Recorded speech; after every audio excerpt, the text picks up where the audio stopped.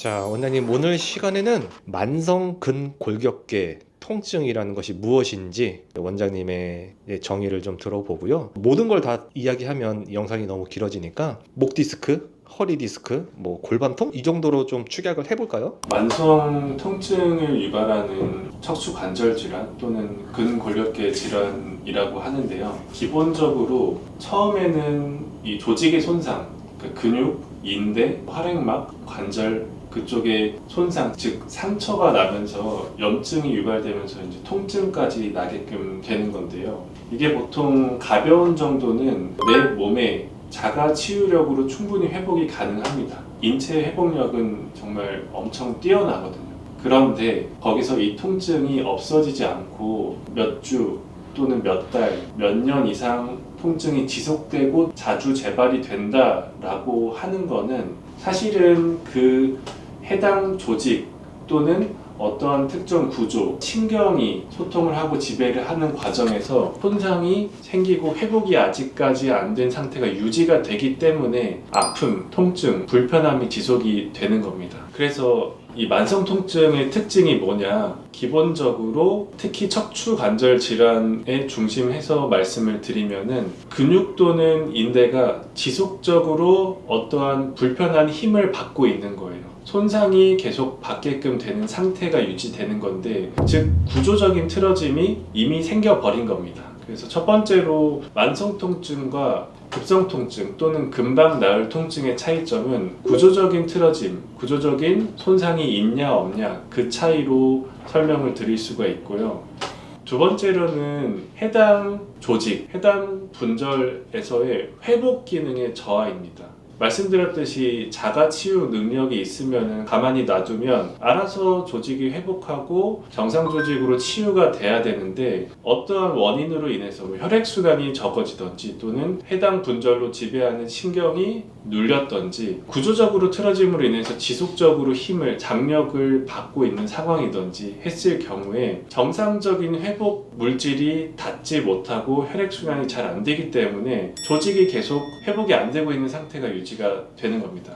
근데 그렇게 되면은 생기는 문제가, 물론 통증이 지속되는 것도 있지만 조직의 변성이 와요. 피부에 예를 들어서 상처가 나면 흉터가 지지 않습니까? 얘는 사실 불완전하게 회복된 조직이라고 표현이 될 수 있는 거거든요. 다른 그 허리 깊은 것 또는 척추관절의 조직도 마찬가지입니다. 상처가 났는데 제대로 회복이 안 된 상태로 오래 유지가 되면은 그 조직은 흉터가 져요. 근데 그런 거를 저희는 섬유화되었다 표현하기도 하고 유착됐다라고 표현하기도 하거든요. 그래서 두 번째로는 만성 통증의 원인은 섬유화 또는 유착 이 원인이 될 수 있는 거고요. 세 번째로는 자율신경 또는 정신 심리학적인 문제인데, 만성 통증, 그러니까 통증이라는 신호가 내 머릿속에 지속적으로 몇 개월 이상 유지가 될 경우에는 실제로 뇌에서 받아들이는 통증이라는 감각이 점점 과민해집니다. 그래서 만성통증 환자분들은 보통 사람과는 다르게 아주 가벼운 자극 또는 가벼운 손상으로도 그 이전과 같은 심한 통증을 느끼기도 하세요.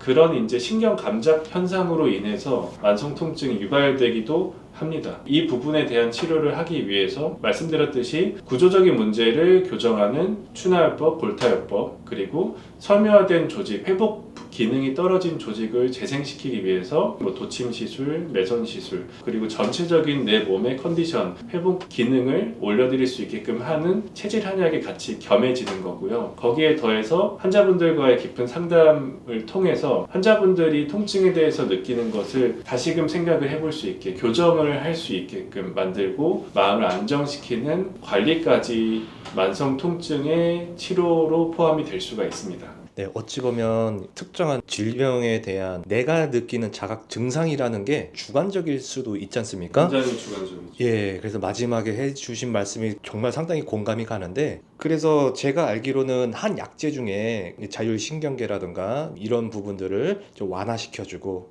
좋게 네. 해주는 약재가 있다고 들었어요. 그런 것도 고려해서 맞춤형 치료가 이제 진행이 되는 거네요. 맞습니다.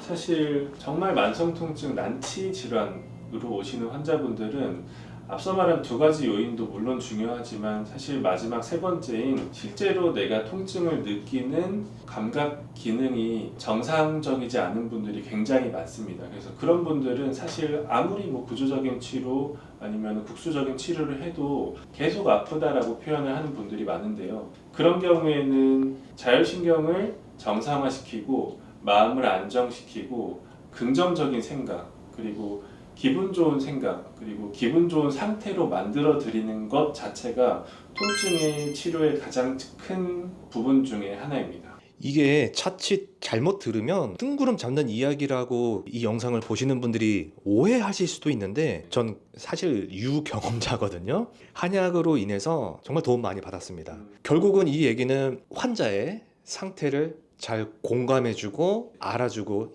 뭐 임상 경험도 당연히 풍부해야 되겠죠. 네. 그런 한의사를 만나는 게 가장 중요하겠네요. 중요한 부분 중에 하나입니다. 만약에 이제 어느 병원이든 한의원이든 환자가 좋은 의사를 만나러 통증을 고치러 좋아지려고 방문을 했는데 의사가 그런 통증에 대해서 전혀 공감을 하고 있지 않거나 내가 겪는 고통을 이해를 하지 않아 준다면 사실 뭐 치료적으로도 정말 뛰어나서 좋아지는 경우도 있지만 치료하는 입장에서는 치료가 어쩔 수 없이 어렵고 오래 걸릴 수밖에 없는 환자들의 마음을 사기가 참 어렵더라고요.